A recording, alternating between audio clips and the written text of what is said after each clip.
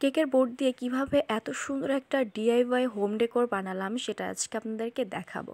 Hello everyone, কেমন আছেন সবাই? প্রথমে যে কেকের বোর্ডটা ছিল সেটাতে আমি একটা ফোমের সাহায্যে জেসো কোট করে নিচ্ছি এবং একবার কোট করার পরে কিছুক্ষণ রেস্টে রেখেছি আমি শুকানোর জন্য। শুকানোর পরে এইখানে আমি যে নিচের অংশটুকু সেই নিচের অংশটুকুতে আমি প্রথমে মেজেন্টা কালার, তারপরে লাল কালার, তারপরে হচ্ছে গোলাপি কালার এরকম মিক্সড করে কয়েকবার দিয়ে নিচ্ছি। দেওয়ার পরে আমি এখানে একটা ফুল দিব হলুদ কালারের। এখানে ফুল দিব আমি মোট 4 ধরনের। তো প্রথমটা আমি হলুদ দিয়েছি, তারপরেরটা আমি এখানে হালকা নেভি ব্লু বা স্কাই কালার যেটাকে বলা হয় সেটা দিয়েছি, আর তারপরেরটা দিব হচ্ছে পার্পল কালারের, তারপরেরটা দিব হচ্ছে নেভি ব্লু কালারের। তো কালারগুলো আমি ঠিক সঠিকভাবে বলতে পারতেছি না, কারণ আমি কালারগুলোর সঠিক নাম জানি না, সেজন্য। যাই হোক, আপনারা দেখেই বুঝতে পারবেন। আর লাস্টে যে ফুলটা দেবো এটা হচ্ছে কিছুটা ব্রাউন কালারের বা হলুদ ব্রাউন বাসন্তী টাইপের কালারের।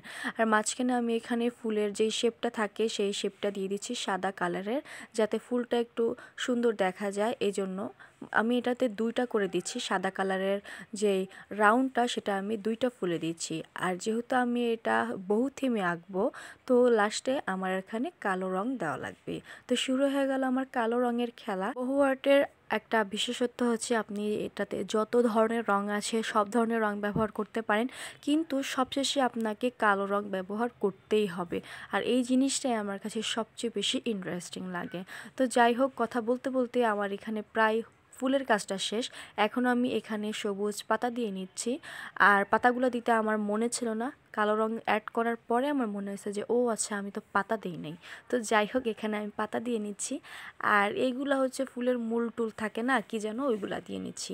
আসলে এটা আমি হচ্ছে ফেসবুকে যেন একটা দেখেছিলাম, তবে সে একটা বোর্ডের উপর করেছিল, আমি একটা কেকের বোর্ডের উপর করেছি। কারণ আমরা তো ক্রাফটের মানুষ, আমরা কোনো কিছু ফেলে দিই না। তো ফেলে দেওয়া জিনিস দিয়ে কিভাবে একটা হোম ডেকোর বানানো যায় সেটাই আপনাদেরকে আজকে আমি দেখাচ্ছি। বাট অনেকে এটা আপনারা অনেকভাবেই ব্যবহার করতে পারেন, অনেকভাবে ইউজ করতে পারেন। তো আমি এটাকে একটা হোম ডেকোর হিসেবে ইউজ করব, যেটা দরজায় লাগানো যায় সেটাই। তো আমি এখানে ওয়েলকাম হোম লিখছি। প্রথমে ভাবছিলাম আমি এখানে মার্কার পেন ইউজ করব, কিন্তু পরে দেখি মার্কার পেন ইউজ করতে ভালো লাগছে না।